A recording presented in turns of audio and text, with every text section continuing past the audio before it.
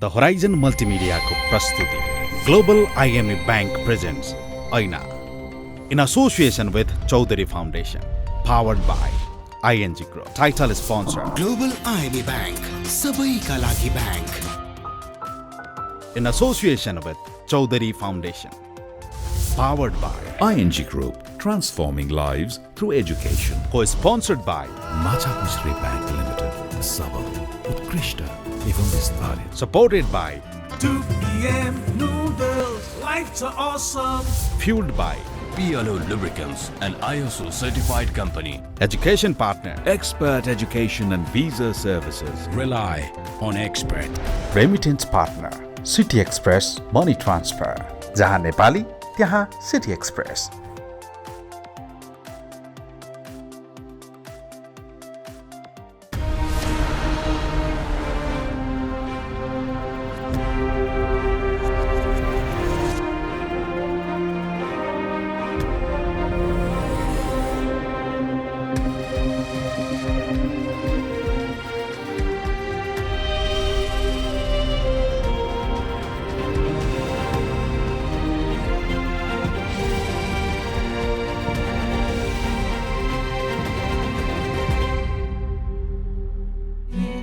यो देश ठुलो ऐना हो, नियम लिएर यसलाई. नमस्कार, कार्यक्रम ऐनामा यहाँहरूलाई स्वागत छ. म विश्व प्रकाश शर्मा. मित्रहरू, आजको कार्यक्रमको तयारी गर्दै गर्दा मेरो मन मस्तिष्कमा बारम्बार हामी मान्छेको अपराध र रिसको सीमा के होला भन्ने आइरह्यो. प्रेम गर्छु भनेको छ, नपाएपछि बदलामा अपराध गरेको छ. जीवन साथी भनेको छ, साथ नपाएपछि अपराध गरेको छ. साथीभाइ भनेको छ, कुरा तलमाथि हुने बित्तिकै अपराध गरेको छ. मनको आवेगका कारण शरीरमा घाउ दाग्ने अपराध, कसैको आत्मविश्वासमा प्रहार गर्ने अपराध. मैले यी कुराहरू भन्दै गर्दाखेरि यहाँहरूले थाहा पाइसक्नुभयो होला, आजको कार्यक्रम हामी एसिड आक्रमणको विषयमा गर्दैछौँ. मान्छेको बाह्य शरीर बिगारेर मान्छेको आत्मविश्वासमा प्रहार गर्ने प्रयत्न, यो अपराधका दागहरू पीडितको शरीरमा र मनमा सदाका लागि रहिरहन्छन्.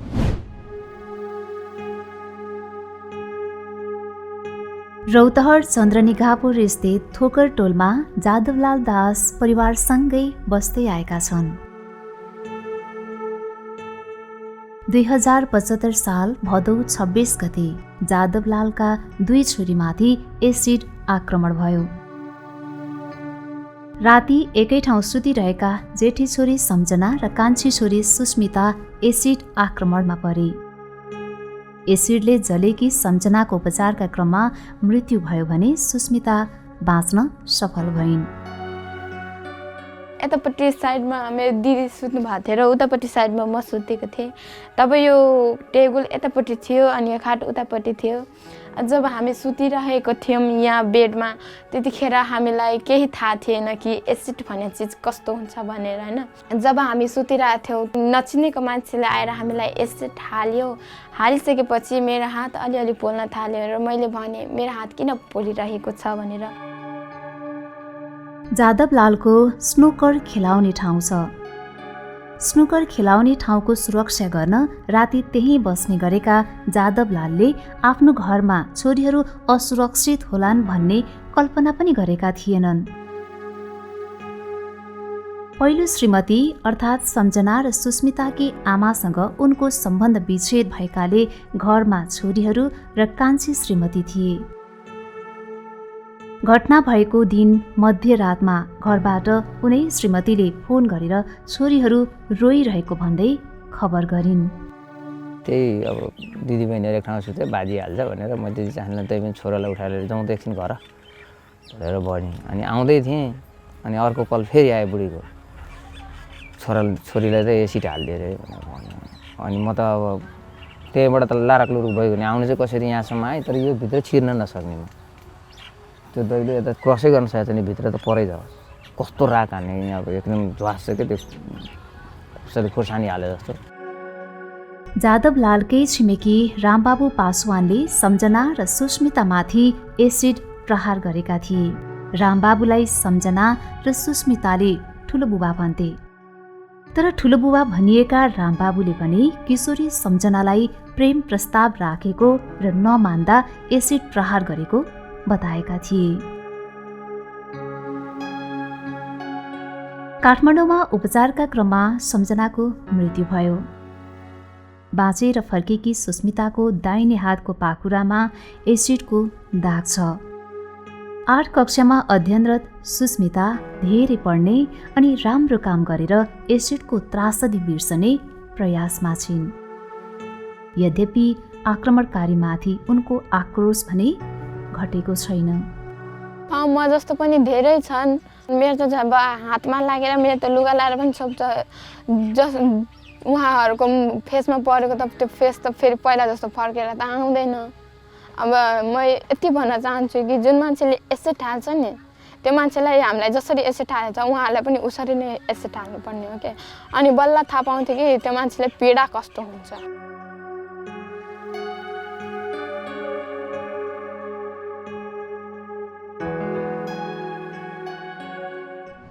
प्रेमको नाममा गरिएको अपराधले सम्झनाजीले जीवन गुमाउनु पर्यो भने बहिनी सुस्मिता दासको शरीरमा त्यो अपराधको दाग बसिरहेको छ।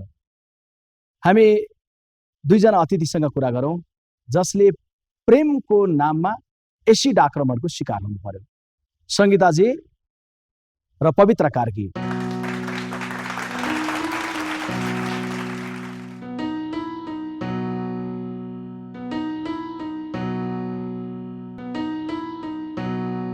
यहाँ दुवैलाई कार्यक्रममा स्वागत छ।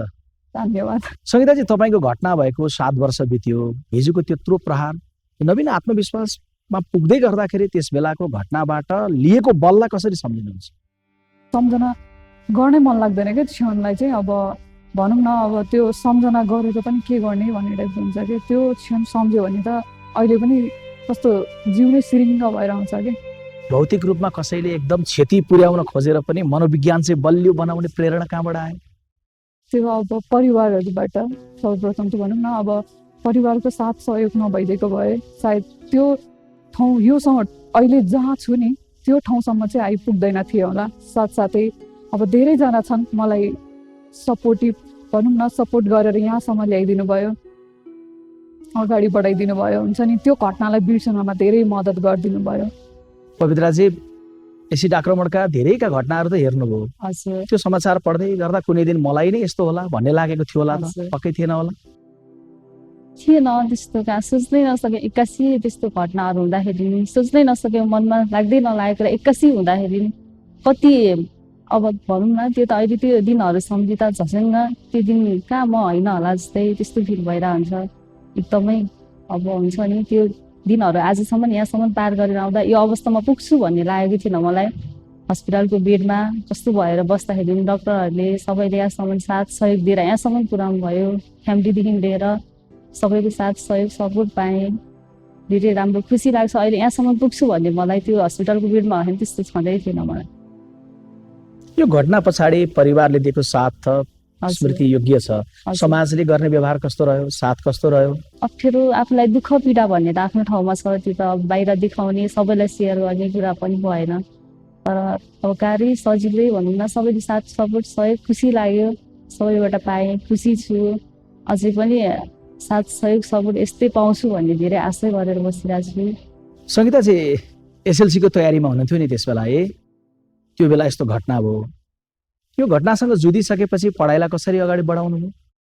अब त्यो एसएलसीकै तयारीको क्रममा थिएँ। अब टेस्टै सकिसकेको थियो हामी भनौँ न। त्यसै एसएलसी आउन त्यस्तै 25 दिन जति भएको थियो। 25 दिनको अन्तरालमा चाहिँ अब त्यही एसिड एट्याक भयो। अब सोचेको थिएन नि त अब एसएलसी दिन्छु होला।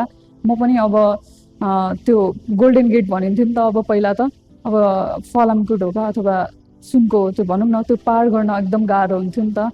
तर अब सोचेकै थिएन यो म एसएलसी पनि दिन्छु होला।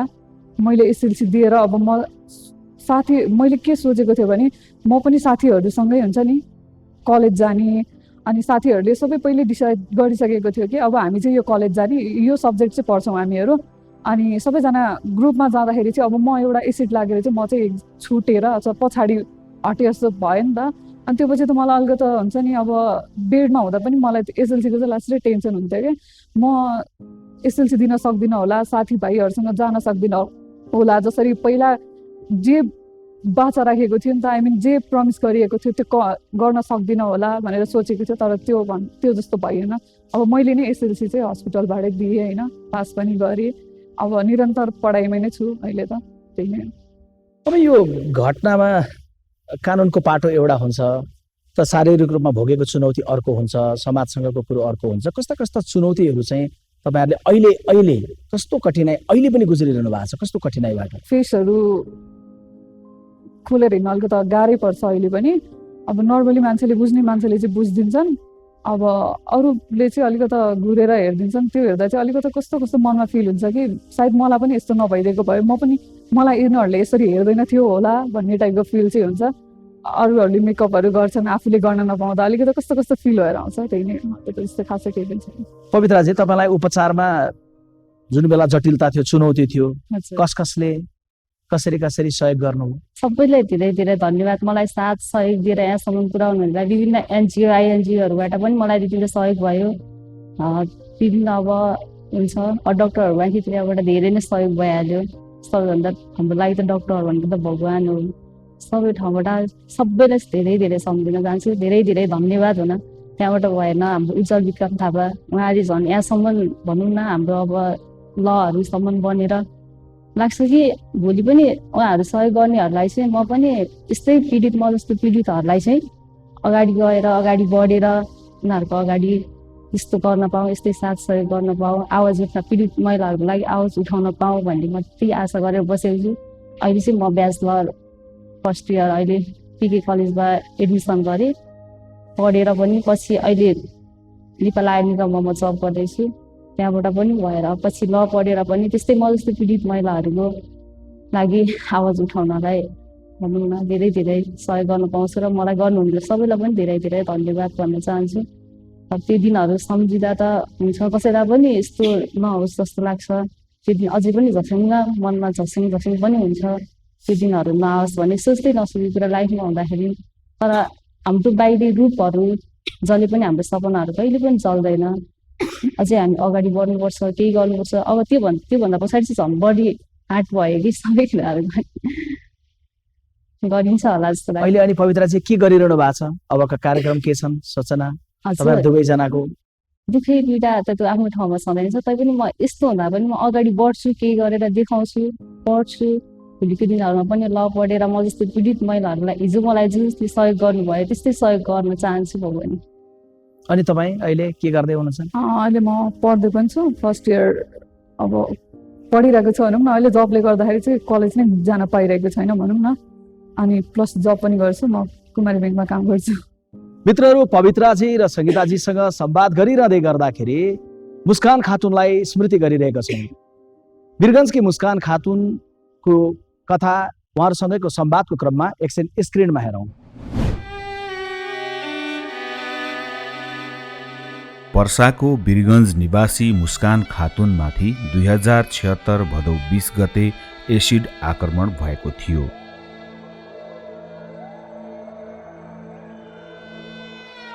पन्ध्र वर्षीय मुस्कान त्यो बेला कक्षा 9 मा अध्ययनरत थिए।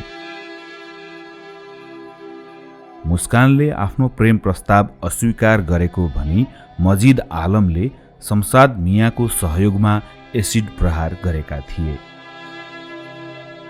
त्यसपछि उपचारका क्रममा मुस्कानको धेरै समय अस्पतालमा बित्यो। एसिड आक्रमणले मुस्कानलाई धेरै पीडा दियो, तैपनि उनी टुटिनन्। एसिडले अनुहार जलाए पनि मुस्कानको मुस्कानलाई जलाउन सकेको छैन। एसिडले त मेरो अनुहार मात्रै जलाएको छ, तर मेरो आत्मा बल, मेरो सपना, मेरो स्माइल मेरो झनै लक्ष्य त्यो चाहिँ जलाउन सकेको छैन। मेरो चाहिँ एकदम धेरै अब समाज सेवा पनि गर्न मेरो इच्छा छ र अब एसिड आक्रमणको मात्रै होइन, अहिले हिंसा बलात्कार दाइजोको कारण धेरै दिदीबहिनीको हत्यासम्म भएको छ होइन, मृत्युसम्म भएको छ। त्यो सबैको म आवाज बन्छु भनेर पनि लागेको छु। अहिले मुस्कानको ध्यान पढाइमा केन्द्रित छ।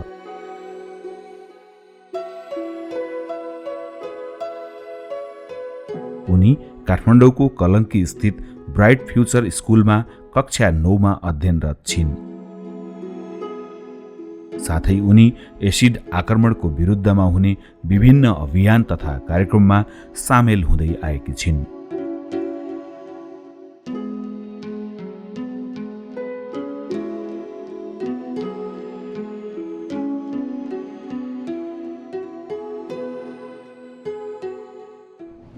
यहाँहरूलाई जानकारी नै छ कि मुस्कान खातुन अमेरिकी सरकारले घोषणा गरेको विश्वको साहसी महिलाको पुरस्कारबाट भर्खरै सम्मानित हुनुभएको छ। आज कार्यक्रमको क्रममा उहाँ परीक्षामा रहनुभएको कारणले आइपुग्नु भएको छैन। अहिले मुस्कानका पिता रसुल अन्सारी र माता सेहनाज खातुन हामीसँग कार्यक्रममा उपस्थित हुनुहुन्छ। म उहाँहरू दुवैलाई स्वागत गर्छु। तपाईँहरूले छोरीलाई यस्तो घटना हुँदै गर्दाखेरि यसरी छोरीलाई स्याहार गर्नुभयो, आत्मविश्वास दिनु पनि यो हामी सबैको लागि प्रेरक छ। म तपाईँहरू दुवैलाई सम्मान गर्न चाहन्छु। अहिले छोरीको जुन आत्मविश्वास छ नि, यो आत्मविश्वास यो घटना हुनुभन्दा अगाडि पनि थियो होला नि? घटना अगाडिकी मुस्कान कस्तै थिइन्? पहिला चाहिँ मुस्कानको स्वभाव एकदम राम्रो थियो। ऊ एकदम पढ्नेमा ट्यालेन्ट थियो। उसको हाँस्ने खेल्ने एकदम राम्रो बानी थियो। जब उसँग यस्तो घटना घट्यो नि, केही दिन त ऊ एकदम निराश बसेर बस्थ्यो। यस्तो ठुलो घटना भयो मसँग, मेरो पुरो यति राम्रो अनुहार यस्तो कुरूप भयो, अब म कसरी उ गर्छु भने त्यही पनि ऊ आफ्नो आत्मबल बलियो बनाएर म अगाडि बढ्छु। कानुन पनि धेरै फितलो थियो त्यतिखेर, सोचिरहेको थियो हाम्रो यो दाग चाहिँ जीवनभरि हुन्छ, अपराधी चाहिँ 2 वर्ष 5 वर्ष मात्र बस्छ भनेर ऊ मसँग सेयर गर्थ्यो। तर उसको आत्मबल चाहिँ एकदम बलियो भयो र अगाडि बढेछ।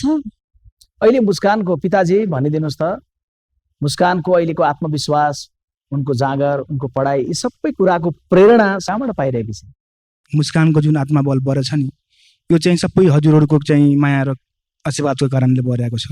सुरुको बेडमा हुँदाखेरि चाहिँ उहाँले चाहिँ धेरै दाजु दिदी भाइ बहिनीलाई सपोर्ट गर्नुभएको थियो, माया गर्नुभएको थियो। सँगसँगै हाम्रो उज्जवल विक्रम दाइ पनि उसलाई धेरै सपोर्ट गर्नुभएको थियो। उसको चाहिँ उसलाई जो पनि दिदी बहिनी भेट्न आउँदाखेरि उसलाई मुस्कान यसरी बस्नु हुँदैन, तिमी अगाडि बढ्न पर्छ, यो दाग लिएर चाहिँ तिमी पछाडि भएर बस्न हुँदैन, तिमी अगाडि बढ, तिमी अगाडि बढ चाहिँ केही गर्न पर्छ छ भनेर चाहिँ त्यो कारणले चाहिँ उसको चाहिँ आत्मबल बढेको थियो। उसले सपोर्ट पनि पायो। मुस्कानजीको यो घटना हुनुभन्दा अगाडि भविष्यमा डाक्टर बन्ने सपना हामीले सुनेका थियौँ। अहिले पनि त्यो सपना बरकरार छ। सपना पुरा गर्न जाँगरका साथ लागिरहनु भएको छ नि? सपना चाहिँ अहिले पनि डगमगेको छैन, टुट्याएको छैन। उसले चाहिँ जो नहोस् न केही गर्छ भनेर सोचेको छु। अब कसैको छोरी छोराले यस्तो नभोग्नु परोस् भनेर भन्नका लागि, त्यस्तो समाज बनाउनका लागि आमा भनिदिनुहोस् त के गर्नुपर्छ? अब हाम्रो कानुन त आइसकेछ, तर धेरै गाउँघरमा धेरै दुर्गम क्षेत्रमा जनचेतना चाहिँ फैलिएको छैन। एसिडको यस्तो अब अपराध गरेपछि यस्तो कानुन हुन्छ भनेर कहीँ जनचेतना फैलिएको छैन। म यही भन्न चाहन्छु, गाउँघरमा, स्कुलहरूमा, वार्डहरूमा एकदम जनचेतना फैलाउन धेरै जरुरी छ। आगामी कसैको छोरी चेलीबेटीमा यस्तो घटना नघटोस् भनेर। हस्, यहाँ दुवैलाई धेरै धन्यवाद। सङ्गीताजी, अहिले भर्खरै हामीले मुस्कानको मातापितासँग संवाद गऱ्यौँ नि। उहाँहरूको कुराबाट के थाहा पाइयो भने, तपाईँहरूको अनुभवबाट के थाहा पाइयो भने, एसिडको आक्रमणले तनलाई असर गर्ला, मनलाई पनि चोट पुर्याउने कोसिस गर्ला, तर आत्मविश्वास त ढलाउन सक्दैन रहेछ नि, होइन?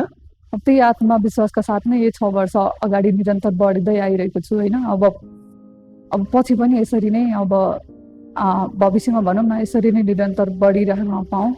अब त्यही सबैजनाको साथ सहयोग पाइयो भने चाहिँ अब यो सम्भव हुन्छ। म अथवा यो सबैजना एसिड लागेको दिदी बहिनी अथवा दाजुभाइहरूले मात्र गर्दा चाहिँ सम्भव हुँदैन। सबैजनाको साथ सहयोग पायो भने चाहिँ अझ पनि भविष्यमा चाहिँ अगाडि बढ्न चाहिँ प्रोत्साहन हुन्छ। पवित्रजी, एसिड आक्रमणको घटना त आफूले बेहोरिसक्यो, अब कसैले बेहोर्नु नपरोस् भन्नका लागि यसो हुनुपर्छ भनेर मैले अघि मुस्कान खातुनको आमालाई पनि सोधेँ। तपाईँ भनिदिनुहोस् न, कसो गर्यो भने एसिड आक्रमण कसैलाई नहुने अवस्था बनाउन सकिन्छ? त्यस्तो समाज बनाउन सकिन्छ? मबाट नै लास्ट एसिड एट्याक भन्ने मैले हस्पिटलको बेडमा हुँदा सोच्थेँ ल पनि बन्यो भन्ने हुन्थ्यो। मलाई धेरै नै अब मबाट चाहिँ एकदम लास्टमै होस् भन्ने सोच्थेँ। लक्ष्मी पूजाको दिन आरती शाहलाई एसिड एट्याक भयो। त्यो पढ्दाखेरि मेरो मनमा कस्तो हुन्छ नि, मलाई परेर मैले भुगिसकेँ नि त।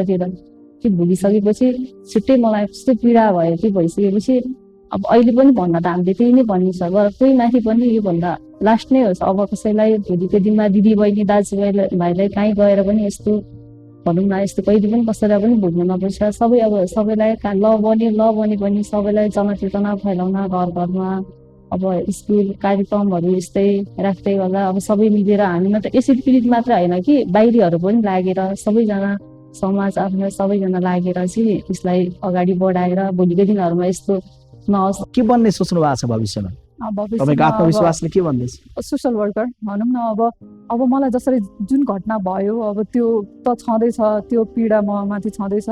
अब म माथि भए तापनि अब म चाहिँ अब यो पीडा भएको छ, म अब यो गर्दिनँ भनेर त भन्न सकिँदैन नि त। म माथि पीडा भएको छ, अब अरू माथि चाहिँ नहोस् न भनेर चाहिँ त्यसलाई चाहिँ अब सायद सकाउन नसकेला अथवा खतम गर्न नसकेला अथवा त्यसलाई न्यूनीकरण गरेर कम लाँदै त जान सकिन्छ नि त। हामीले भविष्यमा यस्तो घटनाहरू कम गर्दै लान सकिन्छ, त्यसमा नै लागि पर्नेछु।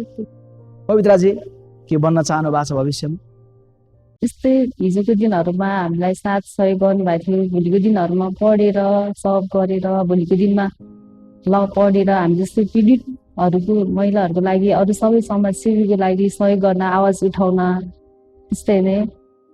आफूहरू प्रताडित हुनुभयो, तर दुवैजनाले भविष्यमा लिनुभएको सङ्कल्प छ कि यस्तो कसैमाथि नहोस् भन्नका लागि सामाजिक रूपान्तरणको अभियानको लागि एउटा सामाजिक अभियन्ता बन्ने उहाँहरू दुवैको लक्ष्य छ। मान्छेको आत्मविश्वास र सुन्दरता मान्छेको छालामा हुँदैन। मनको उज्यालोलाई एसिडले निभाउन सक्दैन। हामीले भर्खरै दुईजना आत्मविश्वासी सङ्गीताजी र पवित्राजीको कुरा सुन्यौँ। कार्यक्रम ऐनामा उहाँहरू जस्तै आत्मविश्वासी व्यक्तित्वहरूको कथा हेर्ने क्रम जारी रहन्छ। भविष्यको लागि एउटा सुन्दर सपना बोक्नुभएकी दुवैलाई सम्मान गर्नलाई म आग्रह गर्दछु। तपाईँहरू कार्यक्रममा सहभागी हुनुभयो, तपाईँहरू दुवैलाई धेरै धन्यवाद।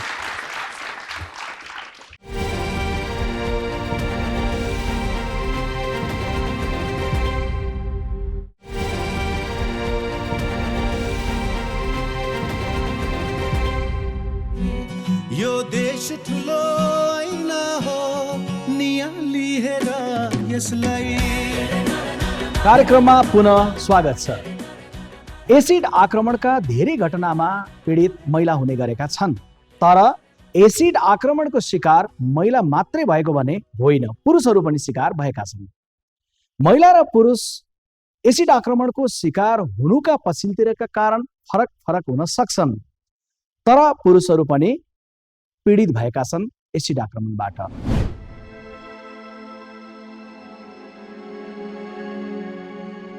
रौतहट चन्द्रनिगाहपुरका रामदेव महतो 60 वर्षमा हिँड्दै गर्दा पनि खेती किसानीकै काममा सक्रिय थिए। अन्धियामा 15 कट्ठा जग्गा कमाएर परिवारको लालन पालन गरिरहेका उनी खेतीपातीकै काममा व्यस्त रहन्थे। 2066 साल साउनमा उनीमाथि अकल्पनीय दुःख आइलाग्यो।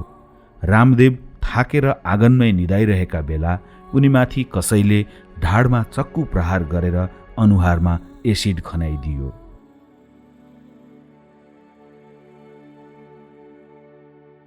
त्यो सम्झिनले गाह्रो भइरहेको छ सर हैन, जुन अहिले पनि हेर्नु भएको छ फेस हैन। सायद कोही व्यक्तिले मैले आएर फेस हेर्दाखेरि मान्छे सायद निन्द्रा लाग्दैन होला।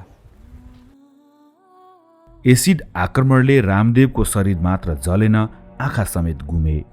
एसिड आक्रमण हुनुअघि रामदेवले घर छेउमै बन्न लागेको क्याम्पसको जग खनेका थिए।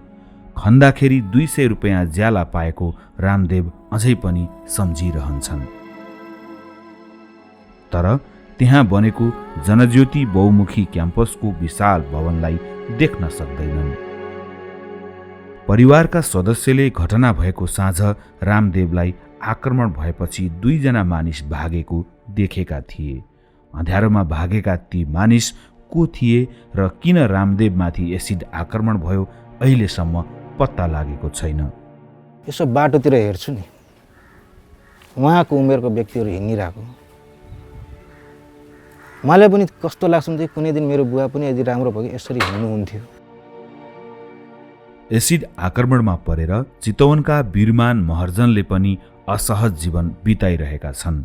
उनीमाथि 2075 वैशाख 23 गते राति एउटै घरमा भाडामा बस्ने धादिङका सुजित कुमार सुनारले एसिड आक्रमण गरेका थिए।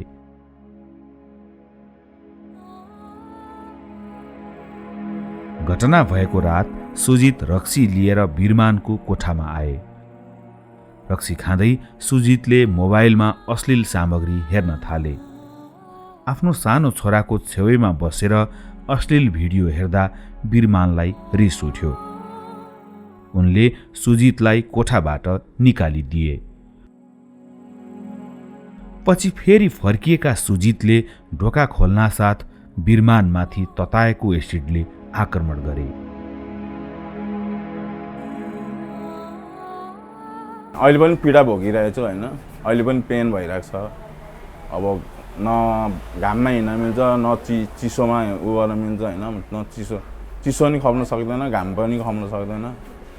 त्यही हो अहिले यति नै हो अहिले पीडा चाहिँ। अनि त्यही हो सरकारले चाहिँ अलिकति त्यो भनेको थियो 2 लाख रुपियाँ जति सरकारले पनि दिन्छ भनेको थियो, त्यो पनि खै 1-2 चोटि गयो, त्यहाँबाट आफू पनि हिँड्न सकेन।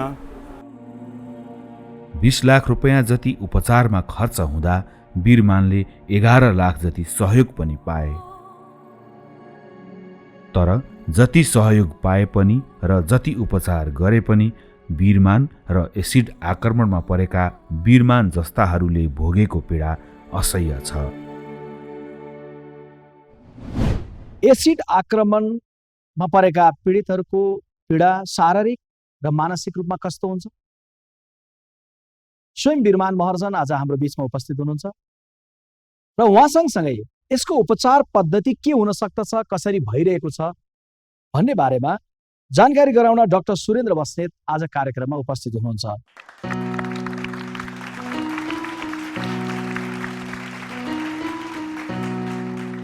यहाँहरू दुवैजनालाई कार्यक्रममा स्वागत छ। वीरमानजी, त्यो दिनको ठ्याक्कै घटना सम्झिनु न। तपाईँलाई जब त्यो प्रहार भयो तत्काल शरीरमा अनुभूति कस्तो भयो, कस्तो कस्तो भोग्नुभयो? राति मलाई एसिड प्रहार गरे होइन, गरिसकेपछि कस्तो मलाई त तताएर हानेको रहेछ। अनि एकदम पोलेर यो चिच्याउँदा अब आफै बोल्नै नसक्ने कि स्वरै ननिस्केको क्या। अब त्यतिसम्म पीडा थियो भएर होइन। अनि त्यहाँबाट अनि पुलिसलाई बोलाएर, मामाहरूले पुलिसलाई बोलाएर त्यहाँबाट मलाई सिएमसीमा उपचार राख्नुभयो वहीँ चितवनको होइन। त्यसपछि मैले यो एकचोटि यो बङ्गलादेशबाट आएको प्लेन क्र्यास हुँदाखेरि हाम्रो यहीँ कीर्तिपुर हस्पिटलमा यस्तो ब्राउनको उ गर्छ भनेर मैले न्युजमा हेरेको थिएँ होइन। त्यही कारणले मैले डाइरेक्टै कीर्तिपुर जाम भनेर म बिहोस भएन। तर स्वर चाहिँ एकदमै सुकेको थियो चिच्याएर। अब जस्तो पीडा हुँदैन, अब पोलाइहरू अहिले पनि यस्तो भनौँ न, अहिले पनि पोलिराखेको जस्तो लाग्छ कि अहिले पनि होइन। आफूलाई त्यस्तो भइरहेको छ कि जस्तो अब हात हतियारले जस्तो हात हतियारले हान्दाखेरि जब हानेको बेला दुख्छ भने होइन, अरू बेला त सन्चो हुन्छ नि। यसको पीडा चाहिँ भइराख्ने रहेछ कि। यस्तो पीडा भोगेर सङ्घर्ष गरिरहनु भएको छ। समाजसँगको सम्बन्ध, समाजले गर्ने स्नेह, आफन्तले, मान्छेले, छरछिमेकले गर्ने व्यवहार पहिला र अहिले उस्तै छ कि फरक छ कि तपाईँलाई के लागिरहेछ? फरक त छैन, झन् पहिलाको भन्दा अहिले चाहिँ झन् बढी हेल्प भइरहेछ होइन। जस्तो पहिला आफै काम गर्थ्यो भने होइन, अहिले अरूलाई भनेर गुहार मागेर भयो नि। अब यो जुन मैले मोबाइलहरू यस्तो इलेक्ट्रिक बारेमा मैले पहिल्यै यो एसिड काण्ड हुनुभन्दा अगाडि नै होइन, मैले यो उसमा अङ्कलका गएर सिकेपछि अनि मैले आफै गर्छु भनेर अनलाइन सिस्टमले मैले चलाउँथेँ कि। जस्तो फेसबुकमा एउटा पेज बनाएर अनि साथीहरूलाई ट्याग गरेर त्यहाँबाट अनि मैले यस्तो गर्दा मेरो एसिड आक्रमण भयो होइन। म फेरि 2 बच्चाको एकल पिता हुँ होइन। म एकल पिता हुँ, आमा बुवा सबै मैले हेर्नु पर्थ्यो। त्यहाँबाट नि अनि मलाई यस्तो भएर पनि उहाँ गएपछि साथीहरूले ल गर त, हामी भनिदिन्छौँ, हामी गरिदिन्छौँ भन्ने, हाम्रो बोली बिक्री ठाउँमा हामी कुरा राखिदिन्छौँ भनेर पसल पनि अब एउटा सुनिल शर्मा भन्ने साथीले त्यो ग्लास अब प्लाईहरू सबै मिस्त्री खर्च बाहेक अरू सबै उहाँले बन्दोबस्त गरिदिनु भएको हो।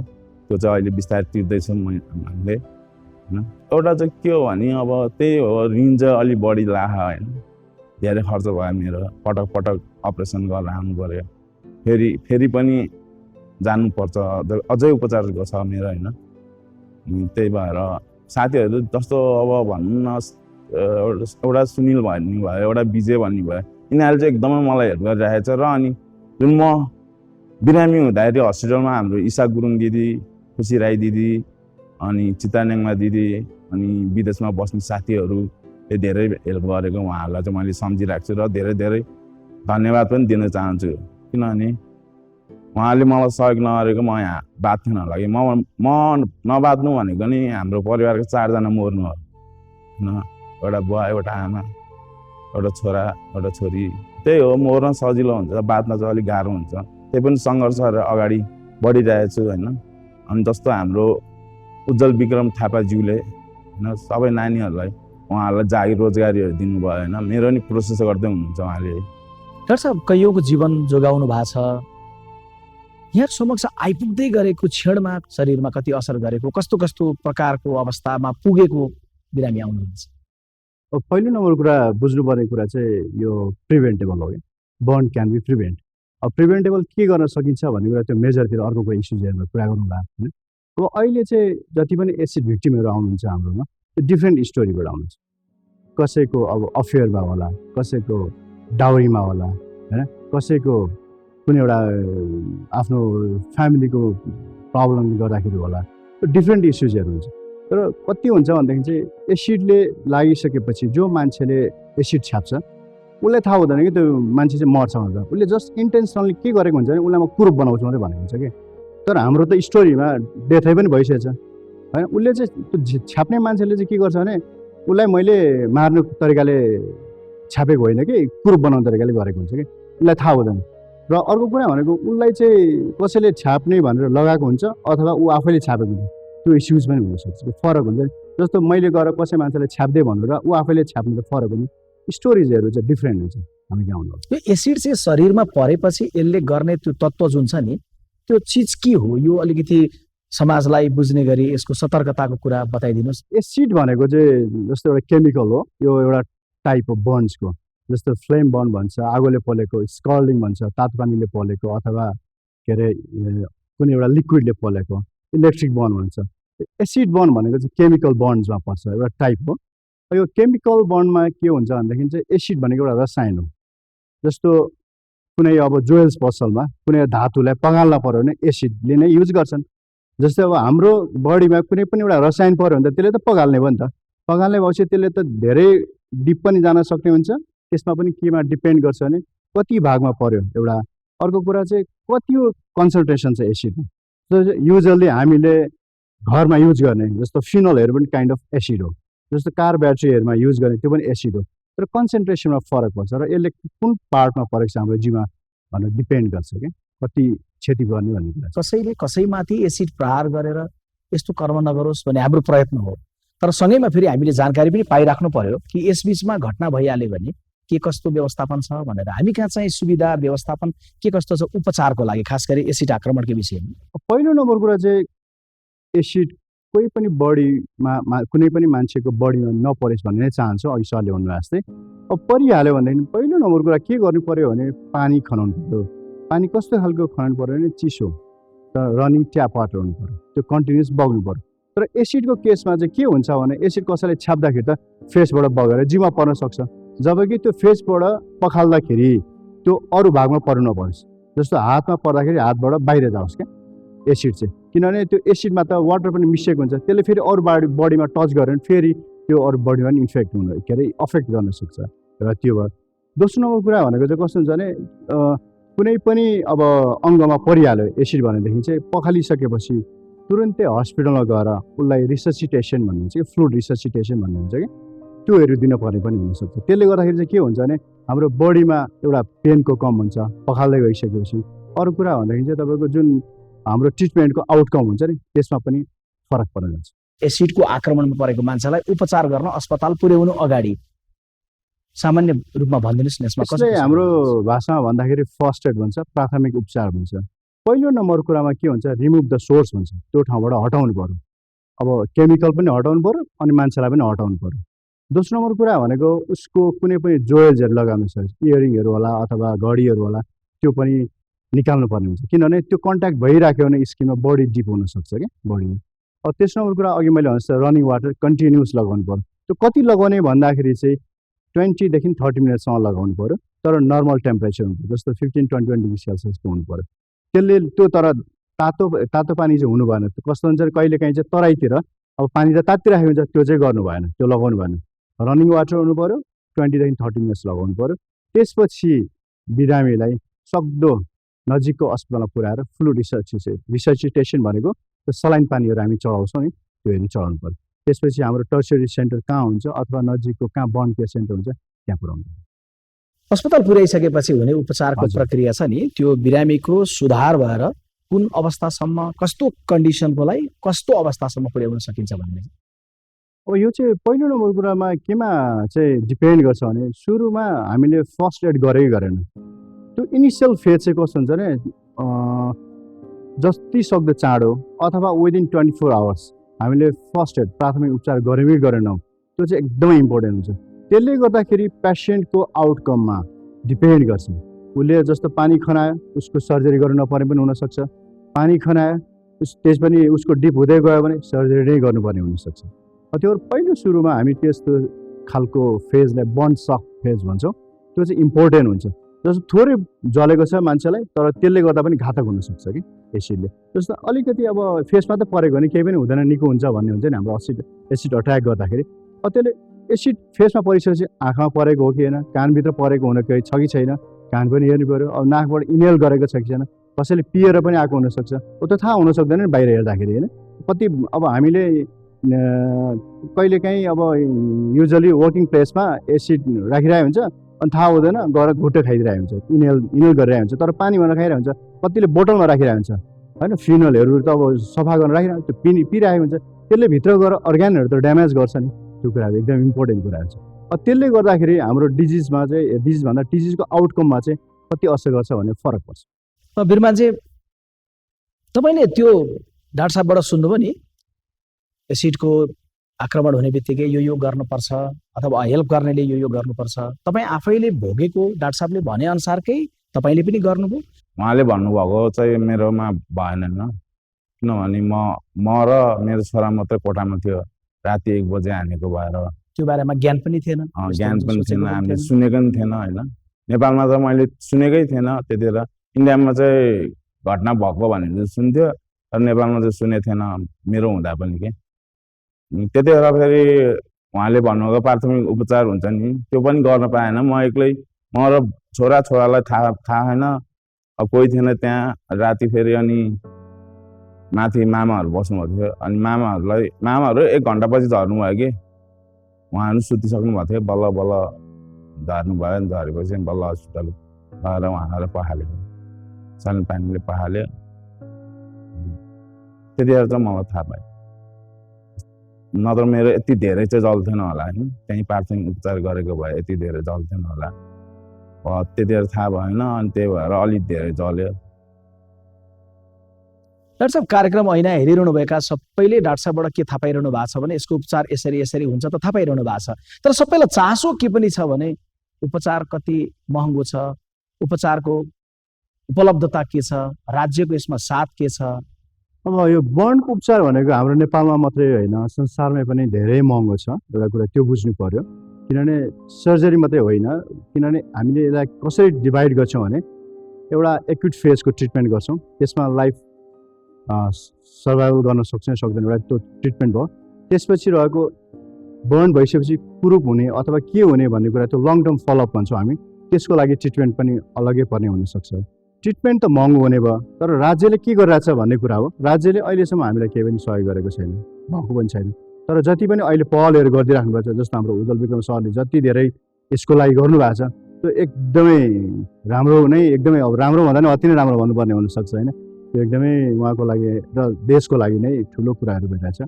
अब हामीले अब यसरी नै हात्तीमालो गर्दाखेरि नै सहयोग, एकले अर्कालाई सहयोग गरेर जाँदाखेरि ट्रिटमेन्टको सम्भव अवश्य हुन्छ।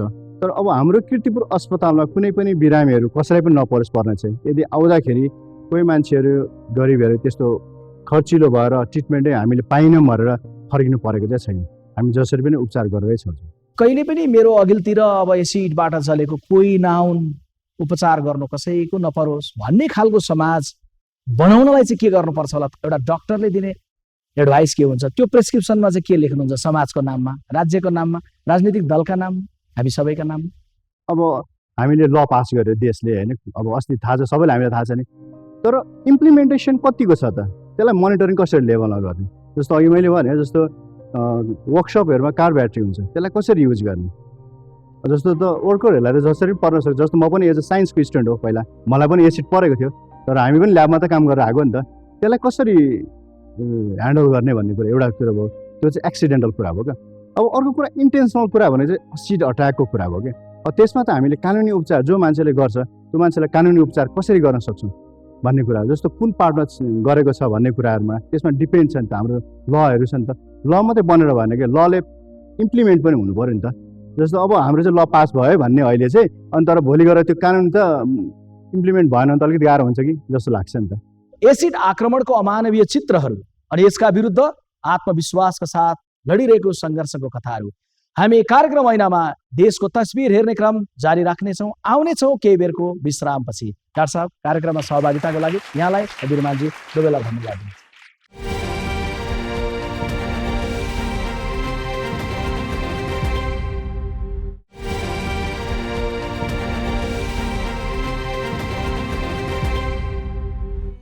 कार्यक्रममा पुनः स्वागत छ।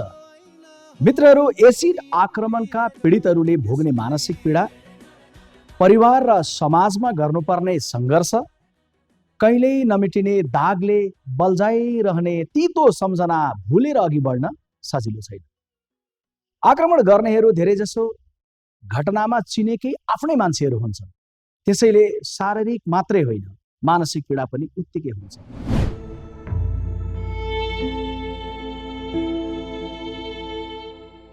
जनकपुरकी 21 वर्षीय आरती शाहले अधिकांश समय घरमै बिताउँछिन्। घर बाहिर निस्कनु पर्यो भने अनुहार ढाकेर मात्रै निस्किन्छन्। श्रीमानले एसिड आक्रमण गरेपछि जलेको अनुहार लुकाउन उनी हरसम्भव कोसिस गर्छिन्। 16 वर्षमै विवाह गरेकी आरतीको श्रीमान सञ्जीव शाहसँग सम्बन्ध सुमधुर रहन सकेन। उनी सानै छोरी लिएर 2 वर्षदेखि माइती घरमा बस्दै आएकी छिन्। माइती घरमै आइपुगेर सञ्जीवले 2077 साल कार्तिक 29 गते आरतीमाथि एसिड प्रहार गरे। एसिडले सानै छोरीलाई समेत भेट्यो।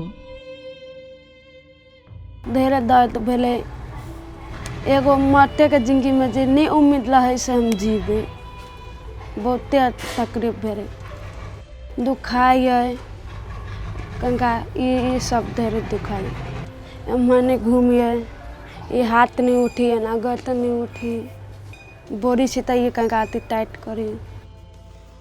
एसिड आक्रमणले आरतीलाई जीवन मरणको दोसाधमा पुर्यायो भने परिवारलाई त्रास थपिदियो।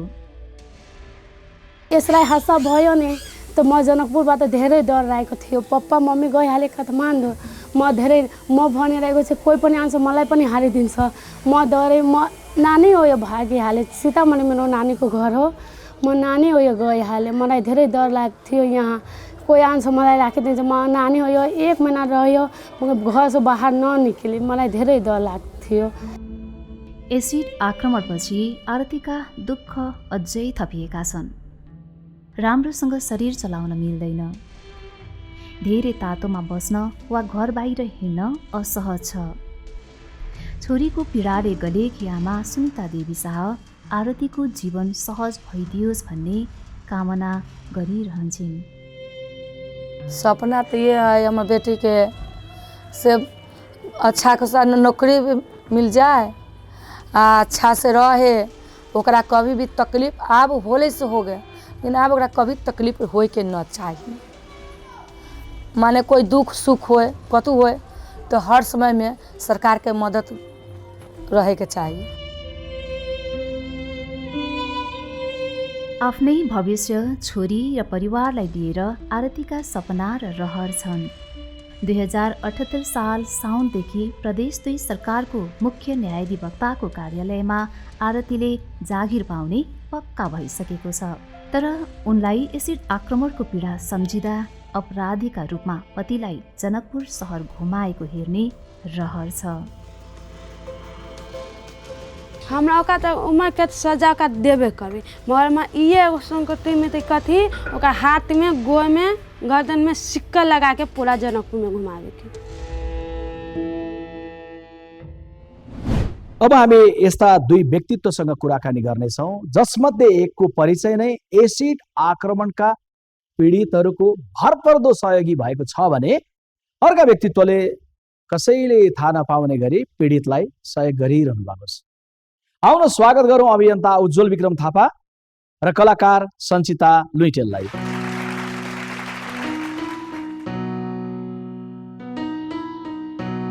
यहाँ दुवैलाई कार्यक्रममा हार्दिक स्वागत छ। Thank you.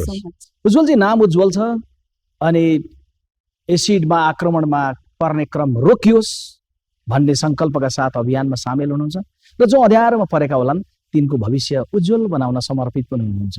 तपाईँलाई म टिम ऐनाको तर्फबाट सलाम गर्न चाहन्छु है। अनि सञ्चिताजी, तपाईँ कसैले नथपाइकन पनि भित्रभित्रै त्यसरी नै कर्म सेवाको कर्म गरिरहनु भएको छ। तपाईँलाई पनि धेरै धेरै सम्मान सलाम गर्न चाहन्छु। उज्जवलजी, यो यसरी कर्म गर्ने प्रेरणा तपाईँलाई किन आयो, कसरी आयो, त्यो क्षण सम्झिदिनुहोस् न।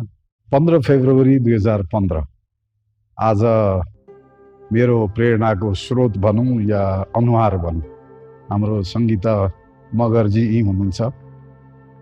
मैले पहिलोचोटि तेजाब आक्रमण भोगेको एउटा चेलीको अनुहार देखेको उहाँकै हो। काम विशेष अर्कै थियो, तर जब वीर हस्पिटलमा देखेँ र जब थाहा पाएँ कि एउटा पुरुषले यो अपराध गरेको, मलाई त्यो दिन पुरुष हुनुमा लाज मात्रै लागेन। यस्ता अपराध रोक्नलाई हामीले चेलीहरूलाई भन्दा पुरुषहरूलाई ज्ञान बाँड्नुपर्ने र एउटा पुरुषले नै यो युद्ध लड्नुपर्छ भन्ने, किनभने मेरो घरमा 3टा छोरी छन्। हामी कसै न कसैका दाजुभाइ हौँ, कसै न कसैका बुवा हौँ, कसै न कसैका भिनाजु हौँ, तर बडा स्वार्थी छ पुरुष। आफ्नोलाई प्रोटेक्ट गर्नमा पुरुषार्थ देख्छ, परायलाई पर्दाखेरि ढोका थुनेर यो मेरो समस्या होइन भन्ने गल्ती गर्छ। मैले त्यो ढोका थुनिनँ र जबसम्म यो अपराधको अन्त हुँदैन तबसम्म आवाज उठाउँछु। कम्तीमा न्यूनीकरण गर्नलाई चाहिने कानुन, चाहिने सुविधा ल्याउँछु भन्दा केही हदसम्म त्यसमा हामी अगाडि बढेका पनि छौँ र सफलता पाएका पनि छौँ। सञ्चिताजी, तपाईँलाई त्यो प्रेरणा कुन घटनाले प्राप्त भयो?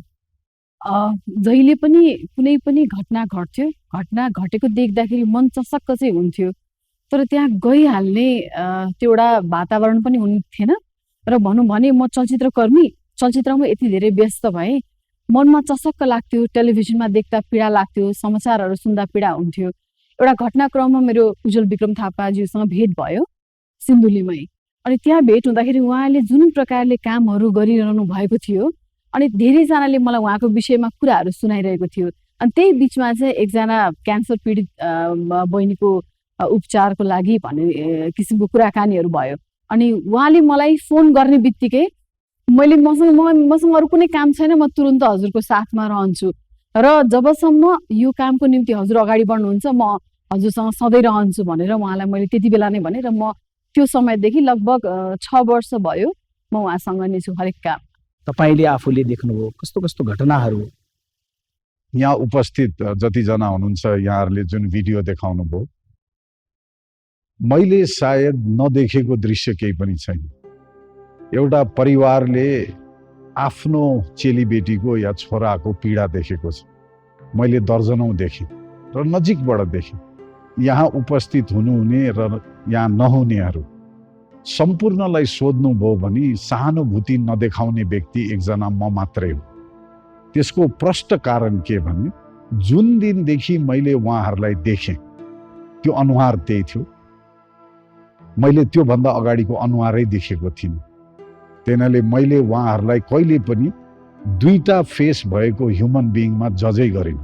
अधिकांश परिवारलाई के हुन्छ भने पहिला यस्तो थियो, अब यस्तो भयो। मेरो लागि पहिलाको च्याप्टरै थिएन उहाँहरूको जीवन।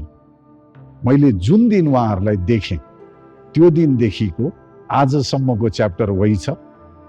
मैले सधैँ के भन्ने गरेको छु भने हिजो तिमीलाई कसले चिन्छ मलाई थाहा छैन, तर आज सम्पूर्ण नेपालीले चिन्छन्।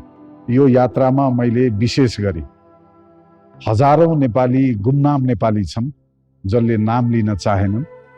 हाम्रो पवित्र कार्कीजी पहिलो तेजाब आक्रमण पीडित हुनुहुन्छ, जसलाई अध्यादेश आएको मिति पछिको उपचार खर्च नेपाल सरकारले दियो र त्यसपछि हाम्रो आरती शाहजीको उपचार खर्च नेपाल सरकारले दियो। त्योभन्दा अगाडि जति पनि तेजाब आक्रमण भोगेका चेली या छोराहरू नेपालमा छन् उहाँहरूलाई 20 रुपियाँदेखि लिएर अनगन्ती नेपालीले सहयोग गरेर उहाँहरू आज जीवित हुनुहुन्छ। र अर्को कुरा, म तेजाब आक्रमण जस्तो जघन्य अपराधमा को वीर र को वीर छैन भन्ने म मान्यता राख्दिनँ, किनभने मैले सबैको पीडा बडा नजिकबाट देखेको छु। उहाँहरूमा यो ओलम्पिक्स रेस होइन, यो प्रथम र द्वितीय हुँदैन। यसमा सबैको आफ्नो आफ्नो पारिवारिक पृष्ठभूमि बेग्लै छ, रहन सहन बेग्लै छ। मेरो लागि उहाँहरू सबै समान हुन् र आज गर्व लाग्छ जब उहाँहरू हाँसेर खेलेर एउटा रोजगारमा हुनुहुन्छ, आफ्नो समयमा फर्किनु भएको छ। र उहाँहरू सायद मसँग नजिक हुनुको कारण के भने मैले उहाँहरूलाई चिनेको दिनदेखि आजसम्म एउटै बर्ताव गरेको छु। र प्रष्ट के भन्छु भने दाग छ शरीरमा, तर सङ्घर्ष सबैको बराबर। मेरो दाग छैन, कमाएरै खानुपर्छ। त्यसैले यहाँ र हामी बाँकी समाजमा केवल फरक के भने यहाँहरूमा दाग छ, अरूमा कम होला। बिना दागको त कोही पनि हुँदैन। कम होला तर सङ्घर्ष बराबर छ। र म गर्व साथ भन्छु जति पनि कार्यालयमा उहाँहरू हुनुहुन्छ उहाँहरू अरू समान उत्कृष्ट काम गर्दै हुनुहुन्छ। सञ्जयदाजी, तपाईँ जुन बेलादेखि यो अभियानमा उज्जवलजीसँगको संवादपछि सामेल हुनुभयो, तपाईँले एउटा दुईटा स्मृति गर्नुहोस् न। यसको पृष्ठभूमि हुन्छ नि, त्यो घटना गराउने हेरिरहँदा अघिल्लो दिनको सही सरल मान्छे भोलिपल्ट एकाएक क्रूर बनेर आउँछ। कथाहरू कस्ता कस्ता हुँदो रहेछन्? कथाको कुरा गरिहाल्नु भयो। हामी नारीको विषयमा भन्नुपर्दा सती प्रथादेखिकै कुरा गर्न चाहन्छु म। हिजोको समय थियो महिलालाई श्रीमानसँग प्रेमको लागि जिउँदै जलाइन्थ्यो। अहिलेको समय यस्तो आएको छ, यो समयमा चाहिँ फेरि प्रेमकै लागि, तर परिस्थिति कालखण्ड त्यो मात्रै परिवर्तन भएको छ।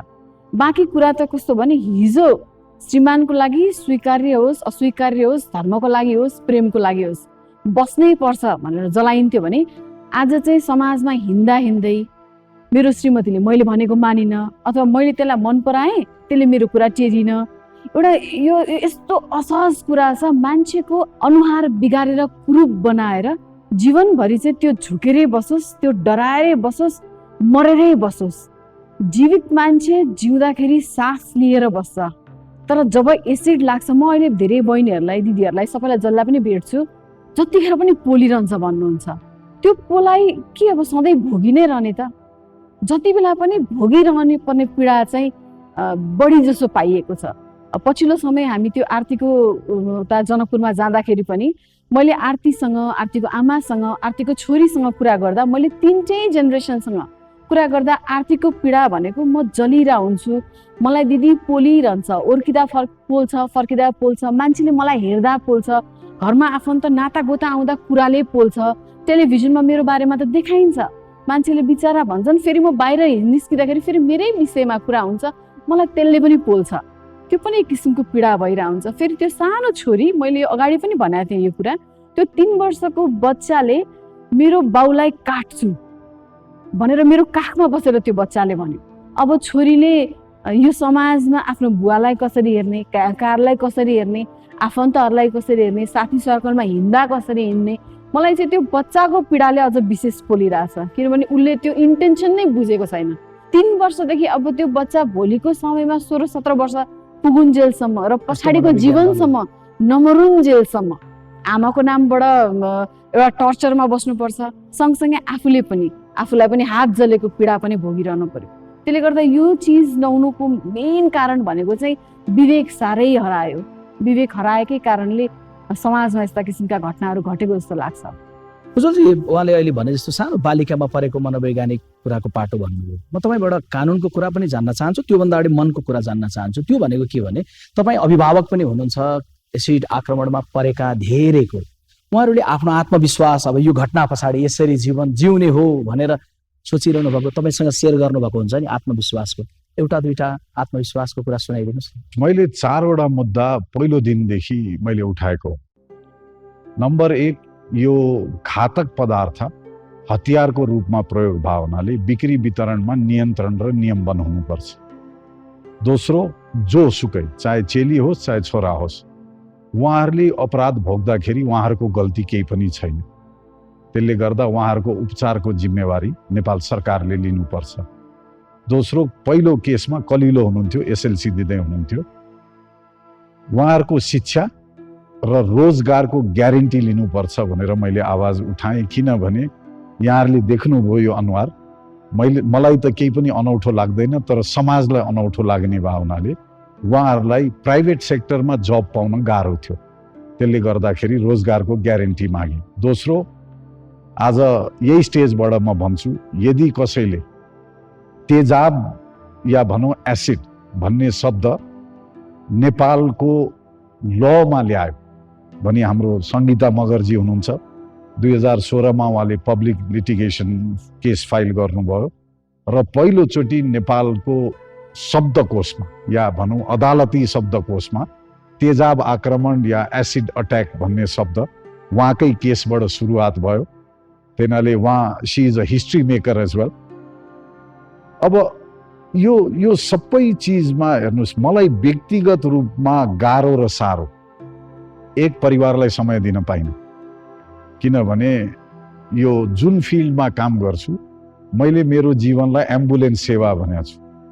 थाहा हुँदैन कतिखेर फोन आउँछ र सबैभन्दा गाह्रो फेज, म कुनै पनि योद्धाको नाम लिन्न, तर एउटा बालिकालाई मुसुक्क हाँस्दै उसको खाटमा उसलाई हेर्दै एकदम नर्मल भएर, नानी तिम्रो स्तन हटाउनु पर्यो, एउटा नकाट्ने हो भने जीवित नरहिएला, या तिम्रो आँखा निकाल्नु पर्यो, या तिम्रो कान काट्नु पर्यो भनेर पटक पटक बोलेको छु।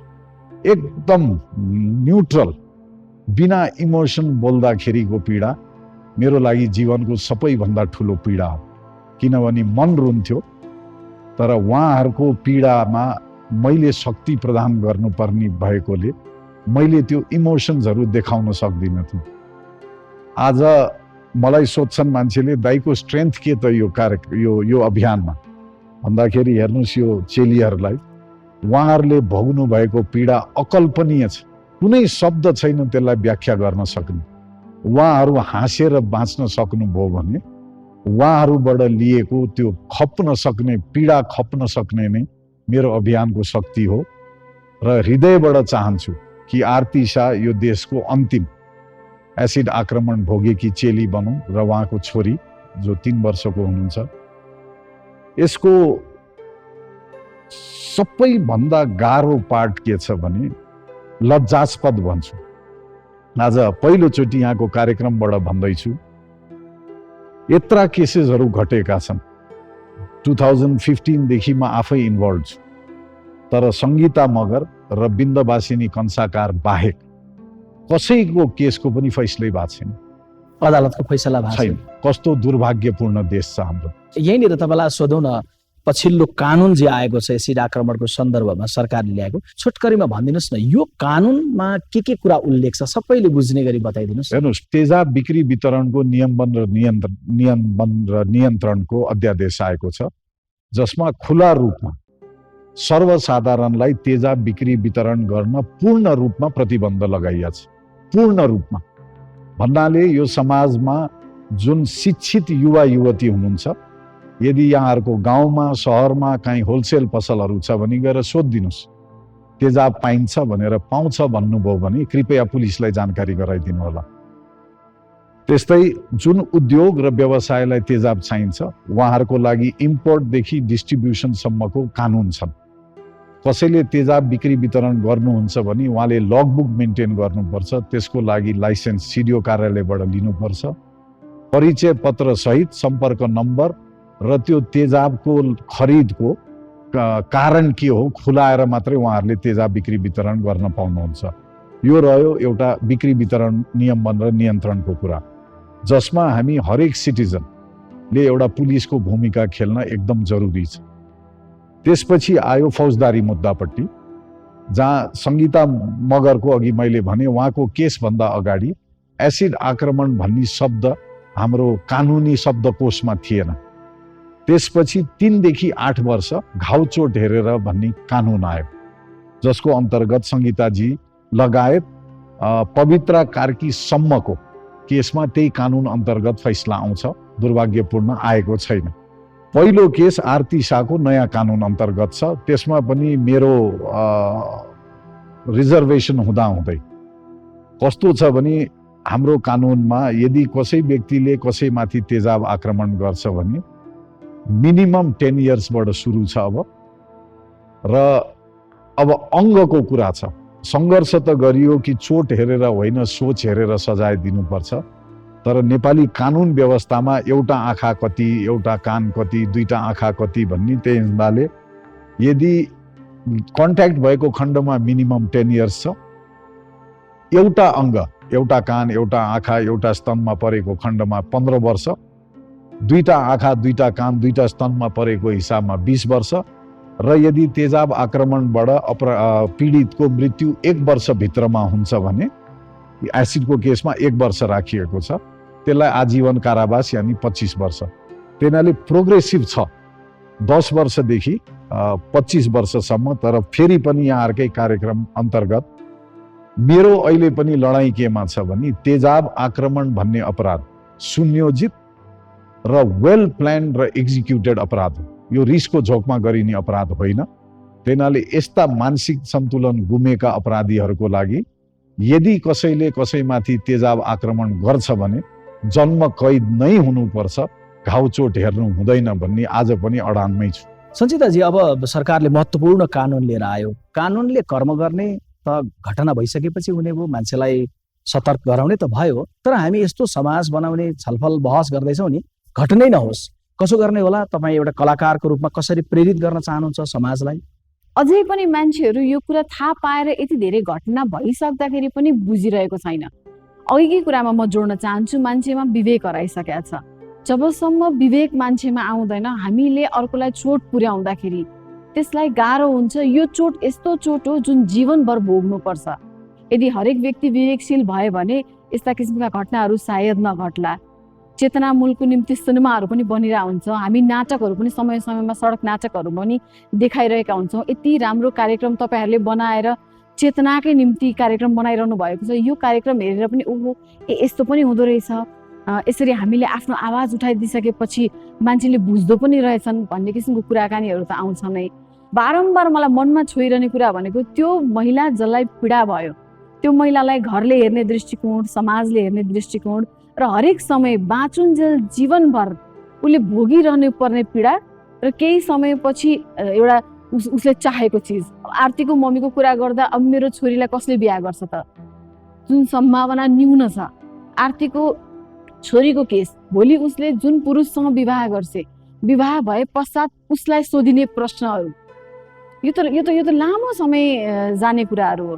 त्यसले गर्दा सचेतना, विवेक जबसम्म हरेक मान्छेमा आउँदैन तबसम्म यो चिजहरू रोकिने सम्भावना चाहिँ म एकदम न्यून नै देख्छु सर। मित्रहरू, समाजमा अनेकौं विसङ्गति छ, तर विसङ्गति छ भनेर मात्रै हाम्रो कर्तव्य पूरा हुँदैन। विसङ्गति छ तर त्यसको विरुद्ध आवाज पनि छ, अभियान पनि छ। जसरी उज्जवलजीले, जसरी सञ्चिताजीले एसिड आक्रमणका घटनाहरूको विरुद्ध एउटा चेतनाको अभियान चलाइरहनु भएको छ। हामी कामना गरौँ उज्जवलजीले भन्नुभए जस्तै आरती शाहको नाम अन्तिम नाम बनिदियोस् एसिड आक्रमणको सन्दर्भमा।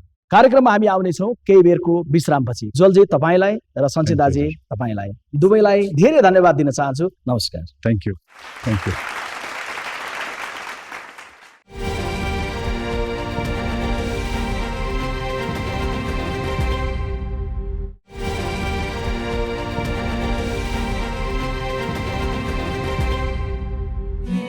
यो देश ठुलो ऐना हो नियाली हेर यसलाई। कार्यक्रममा पुनः स्वागत छ। एसिड आक्रमणको घटना जब बाहिर आउँछ हामी सबैलाई चहर्याउँछ। हामी ओहो भन्छौँ, कठै भन्छौँ र अर्को घटना बाहिर नआउँदासम्म भुलिसक्छौँ। घटनाका पीडितहरू सधैँ पीडितकै रूपमा चिनाइन्छन्, तर उहाँहरूले चाहेको के हो? हामी धेरैलाई लाग्न सक्छ कि एसिडले जलेका मानिसहरू निराश भएर बसेका होला, तर होइन। साथ र अवसर पाएपछि एसिड आक्रमणमा परेका व्यक्तिले पनि सामान्य ढङ्गले जीवन चलाइरहेका छन्।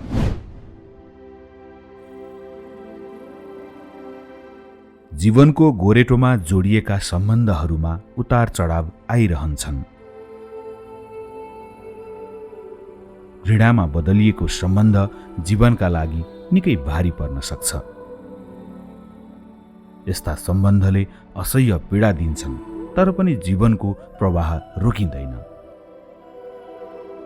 जीवनसाथीबाटै एसिड आक्रमणमा परि धेरै समय अस्पतालमा बसे पनि रामराजा थापा र जेनी खड्काले जिन्दगीको नयाँ बाटो समाएका छन्।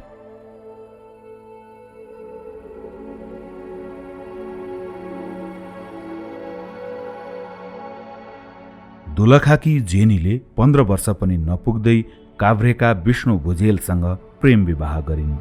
उनीहरूको एक सन्तान पनि जन्मियो। तर जब जेनीले विष्णुको जेठी श्रीमती भएको थाहा पाइन् अनि सम्बन्धमा फाटो आउन थाल्यो। श्रीमानको झुट थाहा पाएपछि उनी विष्णुलाई छाड्ने निष्कर्षमा पुगिन्। उनी विष्णुबाट अलग भएर माइतीसँगै हाँसी खुसी बस्दै आएकी थिइन्। त्यही बेला विष्णुले जेनीलाई काठमाडौँको कालो पुलमा भेट्न आउन आग्रह गरे।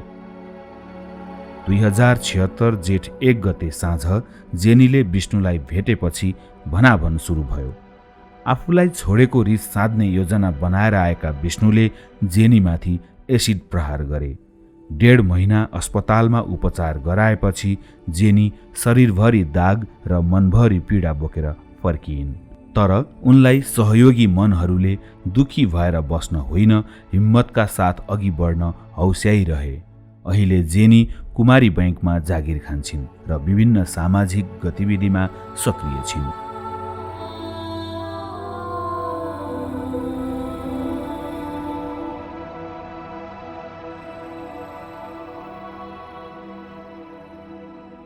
रामराजा थापा अहिले महान्यायाधिवक्ताको कार्यालयमा दर्ता शाखामा काम गर्छन्।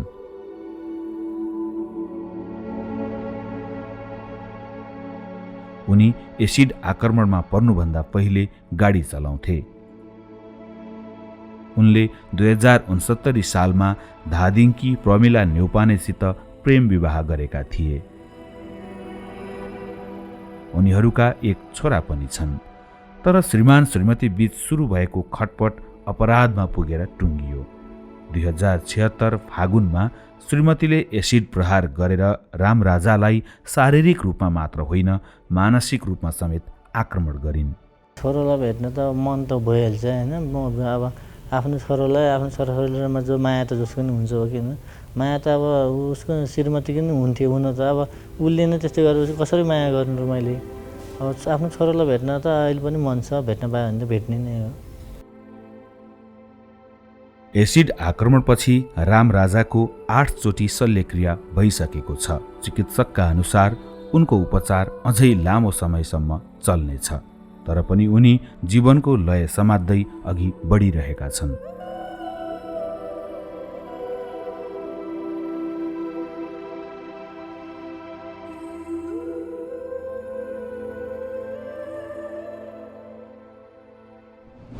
एसिड आक्रमणमा परेर तन र मनभरि घाउ बोके पनि जेनी खड्काले आफूलाई खुम्च्याएर राख्नु भएन।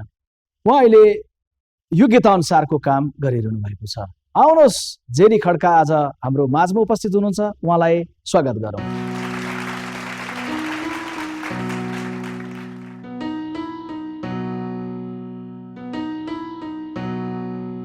जेनीजी, कार्यक्रममा स्वागत छ। तपाईलाई एसिड प्रहार किन भएको रहेछ? यो चाहिँ भन्न सकिँदैन कि एसिड उसले मलाई किन हाल्यो भनेर, किनभने कसैलाई पनि रिजन थाहै हुँदैन एसिड किन प्रहार गर्यो त। त्यो त प्रहार गर्ने व्यक्तिको मस्तिष्कमा हुन्छ नि त के हुन्छ होइन। तर मलाई चाहिँ जहाँसम्म मैले आफूले बुझेको रिजन चाहिँ के भने मैले उसलाई छोडेर बसेको थिएँ। उसलाई छोडेर बस्नुको कारण पनि त्यस्तै थियो, जाँड रक्सी खाने, झैझगडा गर्ने।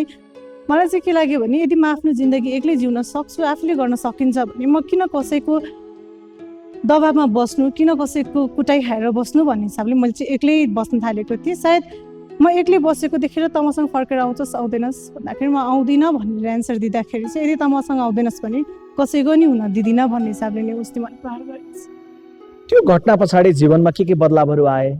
तपाईँ कसरी कसरी यसलाई सामना गरेर अगाडि आत्मविश्वासका साथ उभिनुभयो? मैले आफूलाई कहिले पनि नेगेटिभली मलाई यस्तो भयो भन्ने चाहिँ मलाई कहिले पनि यो परेन, किनभने यो भए तापश्चात म अझै धेरै निखारिएको, म अझै धेरै अगाडि बढ्न पाएको र प्लस धेरैको साथ सपोर्ट पाएको जस्तो महसुस गर्छु। यो एसिड अट्याक हुनुभन्दा अगाडि जेनी भन्ने को कसैले चिन्दैन थियो भने आज सबैले चिन्नुहुन्छ। द्याट मिन्स सबैले माया गर्नुहुन्छ नि त।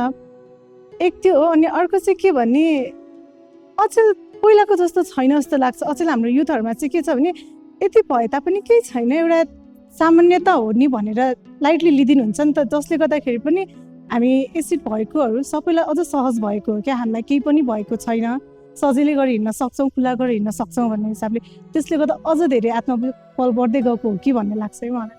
तपाईँले चाहिँ यो घटना पछाडि आफूलाई प्रगति गर्ने क्रममा मोडलिङमा पनि पुग्नुभयो, ब्याङ्कमा पनि पुग्नुभयो। अहिले त्यो सपना पुरा गर्दै गर्दाखेरि कसरी कसरी त्यो सपना पुरा गर्न सक्नु भएको छ? त्यसको लागि के गुमाउनु भयो? मैले गुमाउनु परेको चाहिँ केही पनि छैन, किनभने मसँग हजुरहरूकै सबैजनाको साथ सपोर्ट नै हो, त्यही भएर मैले गुमाउनु पर्ने त्यस्तो केही पनि छैन। तर साथ पनि धेरैको पाएको छु।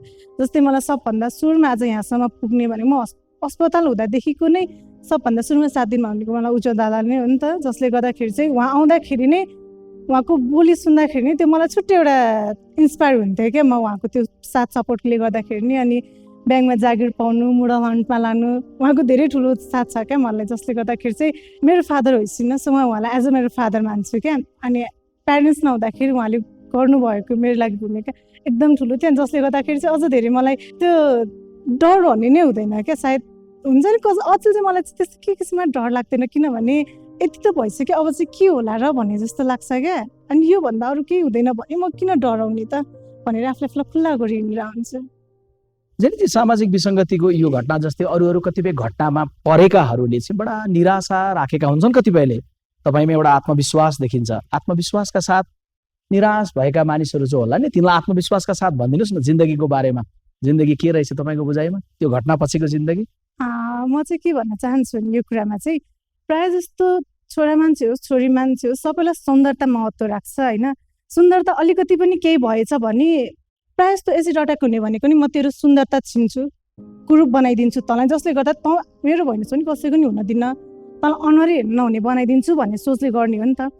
अनि यदि हामीले सुन्दरता भनेको अनुहार होइन मनदेखिको सुन्दरता भयो भने मात्रै मान्छे त्यत्तिकै राम्रो हुन्छ, किनभने मुखले कोही राम्रो होस् यदि व्यवहार नराम्रो छ भने त्यो व्यक्ति त्यत्तिकै राम्रो लाग्दैन। कसैको मनदेखिको बोली नै राम्रो होस् त्यो व्यक्ति त्यत्तिकै राम्रो लाग्छ, चाहे अनुहारमा उसको अनेकौँ दागे किन नहोस्। सुन्दरतालाई महत्त्व नदिएर व्यक्तिलाई महत्त्व दिने, उसको व्यवहारलाई महत्त्व दिने हो नि। सायद एसिड त्यो हाल्ने मान्छेको सोच पनि के हाल्नु, यो त्यत्तिकै मान्छेहरूको हुन्छ नि एउटा सोच सायद अलिकति तल पर्छ कि जस्तो लाग्छ है मलाई चाहिँ। समाजले कसरी त्यो चेतना जागृत गर्ने होला कि जसुकैको जहाँसुकैको भए पनि मैले बोल्नुपर्छ, अथवा मेरो घरभित्र यस्तो हुन दिनुहुन्न, अथवा सामाजिक विसङ्गति अन्त गर्न मानवीय संवेदना जागृत गर्नुपर्छ, कसरी जागृत गराउने होला? तपाईँ के भन्नुहुन्छ समाजलाई एकपटक भनिदिनुहोस् न। प्रायः जस्तो हाम्रो समाजमा चाहिँ के छ भने सहयोग भने एकअर्कालाई एकदम धेरै कम हुन्छ क्या। जबकि त्यो घटना हुँदाखेरि चाहिँ त्यो घटना पश्चात धेरैजना आउनुहुन्छ सहयोग गर्नलाई, त्यो घटना हुँदाखेरि चाहिँ कोही पनि आउनुहुन्न। जब मलाई भएको थियो, मलाई हुँदाखेरि कालो पुलमा हुँदाखेरि बचाउ मलाई एसिड हालिदियो भनेर म चिच्चाउँदै लगभग पुलिस स्टेसन अगाडि थियो, सब्जी मन्डीहरू सबै त्यहीँनिर थियो क्या। कतिजनालाई बचाउ बचाउ भन्दाखेरि सबैजना जस्ट हेरेर बस्नु भएको थियो, सहयोग भने कसैले केही गर्नुभएको थिएन। यहाँसम्म नलेज थिएन कि कसैलाई पानी हालिदिनुपर्छ भनेर। त्यो त ठिकै छ, तर हस्पिटल लाने समेत कसैले हात राख्नु भएन क्या। एकजना दिदी स्कुटीमा हुनुभयो, के भयो नानी भन्दाखेरि दिदी मलाई एसिड हाल्यो बचाउ भनेपछि त्यो दिदीले ट्याक्सीमा हालेर दिदी अगाडि म पछाडि गएपछि गाडी ट्याक्सीमा पछाडि गएर अनि बल्ल हस्पिटल पुर्याएको हो क्या। भन्न खोजेको चाहिँ के भने यदि हामीले तुरुन्तै एक्सन लिन सक्यौँ भने त्यतिखेर उसको र मेरो त्यो बाटोमा धेरै ठुलो झगडा परेको थियो क्या। मान्छेहरूले फर्की हेरेर गइरहेको थियो, तर कसैले पनि आएर एक वचन सोधेन कि तपाईँहरू किन बाटोमा झगडा गर्नुभएको। सायद कसैले एक वचन मात्रै सोधेको भए पनि ऊ डराएर आफ्नो बाटो हिँड्थ्यो, म आफ्नो बाटोमा लागिसकेको हुन्थेँ नि त। घटना भन्दा पछाडि भन्दा अगाडि नै सायद अलिकति इन्भल्भ भइदियो भने आफूले थोरै गाली खाँदाखेरि कसैको जिन्दगी बन्छ भने किन त्यो नगर्ने त भनेर म एउटा हाम्रो समाजमा चाहिँ एकदम धेरै सुझाव दिन चाहन्छु कि बुढाबुढीको झगडा भनेर कदापि पनि पछाडि नहट्नु भयो हुन्छ। कति बुढाबुढीकै झगडाबाट कति धेरै ठुल्ठुलो घटना घटिरहेका हुन्छन् नि त। त्यही भएर सकभर चाहिँ यदि आफूले 2 वचन सुन्नु छ भने पनि 2 वचन सुनेर केही जाँदैन, इन्भल्भ भइदिनुहोस्। त्यो सबभन्दा सुरुमा साथ चाहिँ त्यहाँनिर दिइदिनुहोस् भन्न चाहन्छु। अनि सहयोग र साथ त्यतिखेर दिनुहुन्छ जहाँ नाम आउँछ। प्रायः जस्तो मैले देखेको कुरा त्यही नै हो, धेरै कमले मात्रै मनदेखि गर्नुहुन्छ क्या। सहयोग साथ भनेको चाहिँ मलाई चाहिँ लाग्छ मनदेखि गर्नु नै सबभन्दा सायद त्यो सेवा भन्नुहुन्छ नि, सेवा भनेको मनदेखि गर्नुमा हुन्छ, देखावटी होइन। हामीलाई जस्तै उजो दादाले मलाई जति गर्छ, मलाई हस्पिटलमा भन्दा उहाँले मलाई आज साथ दिनुभएको छ ब्याङ्कमा जागिर दिएर, त्यो मेरो लागि सबभन्दा ठुलो हो क्या। सायद उहाँले यसको ठाउँमा 50,000, 1 लाख, 2 लाखै दिनुभएको भने त्यो मेरो लागि थियो, पैसा दिनुभयो, उहाँले मलाई दिइसक्यो भने एउटा मेमोरी हुन्छ। तर यो त्योभन्दा ठुलो मेरो लागि यो हुन्छ क्या। साथ सहयोग भनेको चाहिँ मान्छे अगाडि बढ्नलाई दिनुहोस्, 2-4 पैसा दिएर त्यो फोटो खिचेर फेसबुकमा हालेर मलाई फिट्टिकै मन नपर्ने काम कि, किनभने प्रायः जस्तो यो चाहिँ हुन्छ नै क्या। हस्पिटलमा आउने 10,000 दिएको जस्तो गरेर यसरी फोटो खिचेर बिमारलाई समेत फोटो खिच्न लाउँछ क्या। कस्तो हुन्छ होला त्यो बिमारलाई, उसको त त्यो प्रचार गरे जस्तो भयो नि त। सकभर त्यो चाहिँ नगरिदिनु होला भनेर म चाहिँ यो एकदम ठुलो मेसेज गर्न चाहन्छु सम्पूर्णमा होइन। त्यो नगरिदिनु। अनि अर्को आत्मबल बढाउनलाई चाहिँ सायद आफूले नै बुझ्नुपर्ने कुरा हो यो। मसँग चाहिँ खासै वर्ड छैन यसमा चाहिँ मैले के भन्नु भने। मित्रहरू, कसैको पनि आत्मबल बढाउनका लागि पैसाले भन्दा पनि प्रेमले साथ दिनुपर्छ। अहिले जेनीजीले भन्नुभयो, अनि जेनीजीले यो पनि भन्नुभयो कि सौन्दर्यको प्रारम्भ मुहारबाट होइन मनदेखि नै हुन्छ। यहाँहरूलाई जानकारी गराउँ कि जेनीजीले मिस नेपालमा प्रतिस्पर्धा गर्ने आकाङ्क्षा पनि राख्नु भएको छ। उहाँको प्रतिस्पर्धा गर्ने त्यो आकाङ्क्षा र विजय हासिल गर्ने सङ्कल्प सफल हुन सकोस्। आउनुहोस् उहाँलाई हौसला प्रदान। खास कार्यक्रममा सहभागिताको लागि म यहाँलाई धेरै धन्यवाद दिन चाहन्छु। मित्रहरू, एसिड आक्रमणको शिकार भइसकेपछिको समय पीडितहरूका लागि सहज हुँदैन। शरीरको मात्रै होइन, मनको घाउ पनि निको हुनुपर्छ र त्यसको लागि लामो समय लाग्छ। त्यसको बावजुद पनि कैयनले तनलाई जलाएर मनलाई कब्जा गर्न खोज्नेहरूलाई आत्मविश्वासले हराइदिनुपर्छ। प्रेमको नाममा, प्रतिस्पर्धाको नाममा, बदलाको भावले कसैको बाह्य सौन्दर्यमा क्षति पुर्याउनलाई सक्लान्, तर उसको सोच, सपना र अठोटलाई कसै गरी पनि जित्न सक्दैन। कानुनले लगाउने अंकुश त छँदैछ। तपाईँ हामीले पनि त्यस्तो अपराध रोक्नका लागि पहल गर्नुपर्छ। आजको कार्यक्रमबाट म स्टुडियोमा उपस्थित र मलाई यतिखेर टेलिभिजन र युट्युबमा हेरिरहनुभएका दर्शकहरूसँग कहीँ कतै खुला रूपमा एसिडको बिक्री वितरण भइरहेको देख्नुभयो भने त्यसको भिडियो खिचेर, फोटो खिचेर नजिकको प्रहरी कार्यालयमा पनि र हाम्रो इमेल र फेसबुकमा पनि पठाउनलाई अनुरोध गर्दछु। आउनुहोस्, तन जलाउने यो अपराधको श्रृङ्खलालाई रोक्न आफूले सकेको प्रयास सबैले आफ्नो ठाउँबाट गरौँ। अब म कार्यक्रममा आफ्नो प्रस्तुतिका लागि आनी छोइङ डोल्मालाई निमन्त्रण गर्दै आजको कार्यक्रमबाट बिदा माग्दछु। अर्को हप्ता भेटौँला। नमस्कार। नमस्कार, म आनी छोइङ डोल्मा र मेरा भाइहरू छन् सारङ्गीमा प्रिन्स नेपाली र गिटारमा अनिश लामा। उहाँहरूले मैले गाएको गीतलाई अझै सुन्दर तुल्याउनमा सहयोग पुर्याउनेछ। मलाई लाग्छ मान्छेले मान्छेलाई गर्ने व्यवहार जब अमानवीय हुन्छ तब सबैले चारै दिशा या 10 दिशाबाट भए पनि आवाज उठाउनुपर्छ।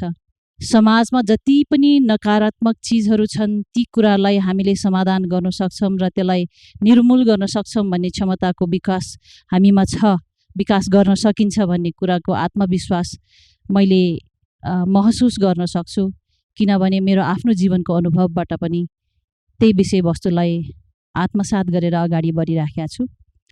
यसै सन्दर्भमा मैले गाएको छु गीत एउटा प्रश्नको रूपमा, मानिसले गर्छन् मानिसको हानि किन भन्ने खालको गीत छ।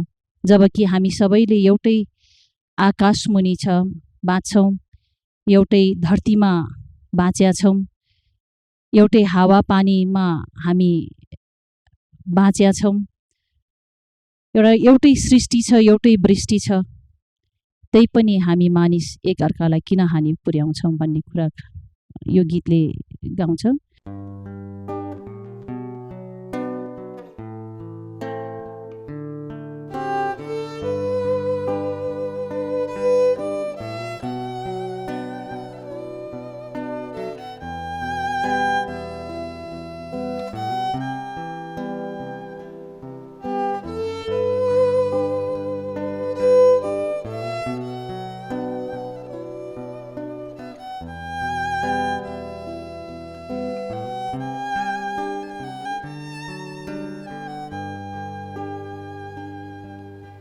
एउटै छ आकाश, एउटै छ धरती, एउटै छ सृष्टि र वृष्टि,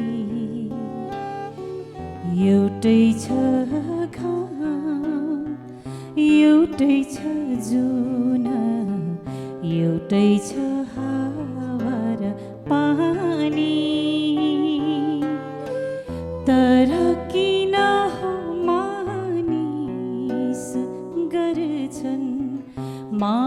मानिसकै हानि। हामी सबैको भगवान एउटै एउटै भए धर्म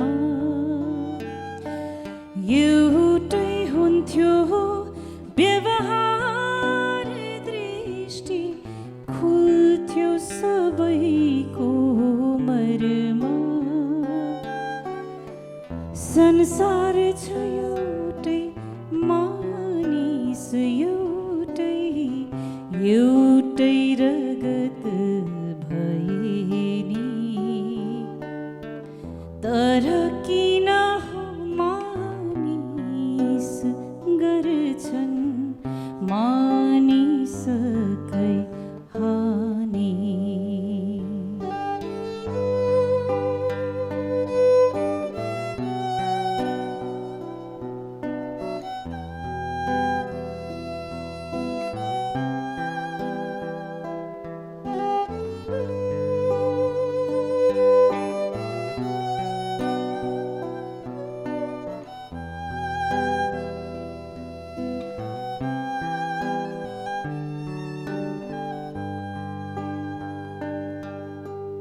एउटै छ आकाश, एउटै छ धरती, एउटै छ सृष्टि र वृष्टि, एउटै छ घाम, एउटै छ जुन, एउटै छ हावा र पानी, तर किन गर्छन् मानिसकै हानि। कहीँ छ युद्ध, कहीँ छ सन्धि, कहीँ छ पीडित बन्दी, कोही तयार मर्नलाई, कोही मारण। विडम्बना यो मानिसको कस्तो करुण कहानी, तर किन मानिस गर्छन् मानिसकै हानि।